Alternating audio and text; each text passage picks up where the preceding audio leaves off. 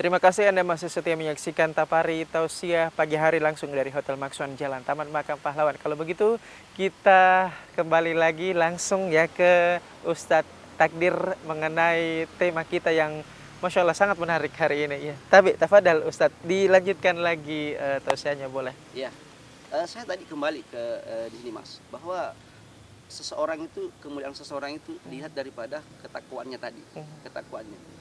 Allah itu melihat hambanya itu dari dalamnya, bukan dari luarnya. Tetapi manusia itu kadang-kadang melihat dari luar kita.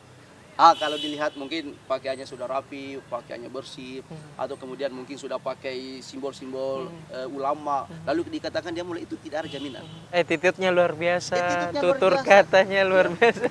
Tapi kan kita harus memahami bahwa dunia ini adalah tempat kita sendagurau. Ya, dunia ini adalah sendagurau. Ya, oleh karena itu ya, ketika kita sebagai hamba yang betul-betul ingin mendekatkan diri kepada Allah, maka letak kemuliaan itu bisa kita lakukan kapanpun dan dimanapun kita berada. Nah, saya ingin sedikit menjelaskan tentang takwa. Ya, apa itu takwa? Karena ini akan menjadi salah satu ukuran barometer bahwa seorang hamba itu dikatakan mulia di hadapan Allah Subhanahu wa taala. Ya, kalau Imam Al-Qushayri mengatakan bahwa takwa itu ya ada hurufnya, ada 5 huruf ya, dan setiap huruf itu memiliki makna. Ya, misalnya takwa, tawadu, ta dari kata ta, tawadu. Jadi seorang hamba yang mulia itu bisa dilihat dari kesehariannya dia tawadu. Nah, itu tadi Mas, dia rendah diri di hadapan Allah. Ya, bahkan saking rendah dirinya di hadapan Allah, dia mengatakan setiap harinya, ya, sesungguhnya sholatku dan matiku saya serahkan kepadamu ya Allah. Tapi tidak boleh sama sekali kita mengatakan sesungguhnya hidupku ini, diriku ini kuserahkan kepada seseorang. Tidak boleh. Jadi jangan sampai terbalik ya. Iya. Jangan sampai terbalik. Wa nusuki wa mahyaya wa mamati lillahi rabbil alamin. Sesungguhnya ibadahku, hidupku, matiku hanya untuk kepada Allah. Ya, tapi kalau di hadapan manusia kita hanya rendah hati. Ya, hormati yang tua, sayangi yang muda, ketemu orang kita senyum, salam, sapa. Ya, itulah ciri orang yang bertakwa. Ya. Seperti tadi sahabat, ada orang kita lihat, wah, keren banget, ya, secara estetika pakaian itu bagus banget, tapi secara attitude, nah ini yang banyak generasi kita yang rusak. Ya, kenapa? Dia lebih mementingkan keduniaannya yang tampak, sementara akhlaknya. Dan sering kita mendengarkan pesan para ustadz, para guru-guru kita mengatakan bangsa ini, negara kita ini tidak krisis orang cerdas, betul. tidak krisis orang pintar, yang krisis akhlak dan moral. Itu yang penting. Kemudian kemunduran secara besar-besaran ya. Kemunduran secara besar-besaran. Makanya Rasulullah Shallallahu Alaihi Wasallam diutus ke muka bumi ini, innama bu'istu liutammimah makarimal akhlak, untuk menyempurnakan akhlak. Ya, akhlak yang paling penting. Dan itulah salah satu letak kemuliaan, dan kenapa Allah Subhanahu wa taala memuji, menyanjung Rasulullah. Ya, Rasulullah itu disanjung oleh Allah, diberikan pujian bahwa sungguh kau Muhammad betul-betul mulia. Kemuliaan Muhammad Rasulullah itu bukan karena dia nabi, bukan karena dia seorang pemimpin, tapi wa innaka la'ala khuluqin azim. Ya. Kemudian yang kedua, tadi pertama ta, kemudian ada qaf. Ya, qaf itu qanaah. Jadi seorang hamba yang mulia itu dia senantiasa merasa kecukupan. Ya. Jadi kalau kita bisa lihat karakter orang yang mulia itu ya ukuran takwa tadi itu ada qanaah. Qanaah itu Mas artinya selalu bersyukur, selalu merasa cukup. Ya. Oke. Di situ ada syukur, di situ ada syukur. Apapun yang Allah berikan kepadanya, maka dia senantiasa menerima. Ya, bahkan kalau kita masukkan dalam kata syukur di sini ada 2. Ya, syukur itu ya misalnya Mas Dias dapat nikmat, bersyukur kan, alhamdulillahirrabbilalamin. Dapat misalnya gaji, ya alhamdulillahirrabbilalamin, kita traktir teman-teman, itu wajar kita syukur. Tapi ada yang paling tinggi di atasnya syukur itu lagi, ada namanya syakur. Syakur itu kita menerima bukan hanya nikmat, ya, tapi hal yang pahit pun kita merasa nikmat. Misalnya ada sesuatu yang tidak sesuai ekspektasi, ya, tidak sesuai dengan atau bahkan kita. Yang paling ekstrim bencana, seperti itu ya. Bencana itu kan datang sebenarnya bagi orang-orang yang beriman tadi, yang bertakwa itu, kalau dia terima dengan baik, dia bersyukur, alhamdulillah saya dapat bencana, saya dapat musibah, mudah-mudahan dengan ini saya lebih mengingat kepada Allah Subhanahu wa taala. Ya, tapi kalau orang tidak memiliki sifat qanaah tadi, menerima apa yang terjadi pada dirinya, maka boleh jadi ketika ada hal yang dia inginkan, harapkan, lalu kemudian berbeda dengan kenyataan, bisa jadi dia berontak sama Allah. Mana janjinya Allah, katanya minta baru berikan. Ya, Menuntut ya? menuntut Ya. Allah. Maka kadang-kadang kita ini Astagfirullah. berdoa kepada Allah, kadang-kadang kita memaksa Allah untuk mengabulkan. Ya, kadang kita mengatakan saya maunya begini, maunya begini, maunya begini. Kenapa begitu terjadi? Ya kan? Ini yang banyak terjadi. Ini kesalahpahaman kita. Itu tadi mengatakan, Allah mengatakan, kuberikan kau pikiran, akal, pakai untuk berpikir tanda-tanda kekuasaan Allah Subhanahu wa taala. Dan apa yang terjadi pada diri kita sesungguhnya itu adalah hikmah yang Allah berikan kepada kita. Cuma kadang-kadang kita belum memahami maknanya seperti apa. Betul sekali. Kadang memang banyak sesuatu itu terjadi, baik itu yang bersifat positif ataupun bersifat ujian, ya seperti itu. Ini banyak sekali memang teman-teman di luar sana yang belum bisa menarik pelajaran alias hikmah. Betul Nah, sekali. inilah memang perlu sebagai seorang yang beriman ataupun mungkin bagaimana kita menjadi orang yang lebih beriman dengan mampu membaca hikmah itu tadi, Ustadz ya. Oke, tapi ini kita akan jeda lagi, Ustadz. Ini semakin menarik, kita akan kembali usai jeda berikut ini. Tetaplah bersama kami dalam program Tapari Tausiah Pagi Hari bersama Ustadz Takdir.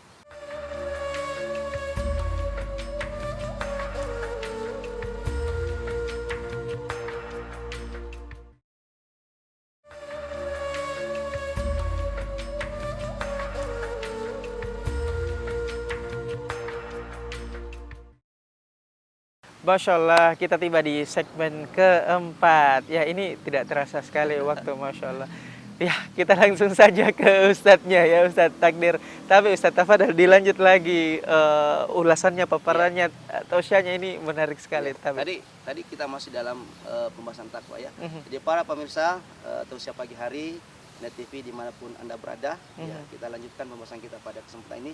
Ya, tadi kita sudah sampai pada qanaah. Bagaimana seorang hamba itu dapat merasa cukup, ya, serba kecukupan. Ya, karena kalau tidak ada rasa serba kecukupan, rasa syukur dalam hati kita itu tidak akan ada habisnya. Dan tidak akan ada perasaan tenang. Tidak ada perasaan tenang. Gelisah terus, gelisah. Kita harus menerima apa yang Allah berikan kepada kita. Ya, betul. Karena dunia ini semakin kita kejar sebenarnya, ya Mas Dias ya, semakin kita kejar itu semakin jauh. Ya, saya berikan ibarat kalau kita mengejar, misalnya kan sini kita lagi duduk di sini, kita lihat matahari. Kalau secara penglihatan kita berada di sana berarti kita sudah lewati matahari. Tapi ternyata ketika kita kejar mataharinya semakin jauh. Itulah dunia. Kalau dilihat konstan ya, tapi kalau kita kejar itu bergerak terus dan tidak akan bisa kita sampai. Betul. Itulah kalau kita selalu mengejar dunia ini, ya maka harus ada sifat qanaah. Ya, kita qanaah. Kemudian selanjutnya ada kata wow situ. Wow, wara. Wow, ya. Ya, ada wara di situ. Ya, jadi wara itu artinya berhati-hati. Jadi orang yang salah satu karakter orang yang mulia di sisi Allah Subhanahu wa taala, dialah yang berjalan di muka bumi ini secara berhati-hati. Ya, dia tidak mau mengambil yang bukan haknya. Ya, jangankan haknya yang Mas Dias yang masih abu-abu ya. Ya, apa bahasa agamanya itu? Kayak baju ini. Ya, masih enggak jelas ya. Kemudian dia tidak mau mengambil yang seperti ini. Ya, bahasa agamanya subhat. Yang subhat itu subhat kan antara halal dan haram. Ya, jangankan yang haram, subhat pun dia takut. Maka dia wara'ah. Ya. Samanya dengan kita dalam kehidupan kita ini, para pemirsa Tapari yang dimanapun kita berada, bahwa kehidupan kita ini kita harus berhati-hati berjalan. Ya, karena kita ini sebenarnya di dunia ini kita bebas tetapi terikat, Mas. Apa yang dimaksud bebas tapi terikat? Ya memang kita bebas bergerak, bebas kemana-mana, tetapi ada aturan, ada rel-rel, ada etiket yang harus kita patuhi. Betul. Tentu yang mengatur kita adalah agama kita. Ya, agama kita yang mengatur kita. Ya, maka siapapun orang yang melanggar aturan, maka tunggu dia kecelakaan. Mas Dias, pernah nggak kita lewat di misalnya jalan Peterani ada lampu merah? Iya. Ya, kira-kira gimana kalau kita lewat di Peterani kemudian lampu merah kita terobos? Kira-kira apa yang terjadi? persentasenya akan besar untuk kita kecelakaan. Kecelakaan, ya kan? Iya. Iya, apalagi kalau dari arah kiri kanan, Iya, betul. tabrak, Aha. karena tidak melewati rambu-rambu lalu lintas. Sama halnya dengan agama kita, ada rambu-rambu yang diajarkan oleh Rasulullah Shallallahu Alaihi Wasallam. Kalau kita mau selamat, ikuti rambu-rambu ini. Ya, kalau yang melewati inilah orang yang tersesat. Dan itu ada gambarannya. Siapa yang lewat kanan misalnya, ya simbol kanan kan surga, kiri kan neraka misalnya kan. Siapa yang masuk surga, maka lewatilah jalan-jalan yang Allah tetapkan. Dan siapa yang lewati jalan-jalan ini, itulah orang-orang yang akan mendapatkan penyesalan kemudian. Ya. Jadi selanjutnya para pemirsa, kita lanjutkan. Ya, tadi ada juga selain kata wara', ada juga kata yakin di situ. Yakin. Yakin artinya segala sesuatu yang kita lakukan, kita harus meyakini. Ya, yakin itu ya kalau di agama kita kan iman. Iman. Jadi dalam agama kita ada namanya keimanan. Ya, kalau ada orang mengatakan saya tidak percaya dengan ini, saya tidak percaya, saya tidak percaya dengan akhirat, tidak ada buktinya. Ya, siapa orang yang mengatakan baru percaya ketika pernah melihat buktinya, itu bukan lagi kepercayaan Mas Jas, tapi itu namanya membenarkan. Ya namanya percaya ya tidak lihat, tapi kita yakin percaya. Ya, maka hal yang kita lakukan dalam kehidupan kita ini, maka pastikan apa yang kita lakukan itu adalah betul-betul kita yakini kebenarannya. Di mana kebenaran itu?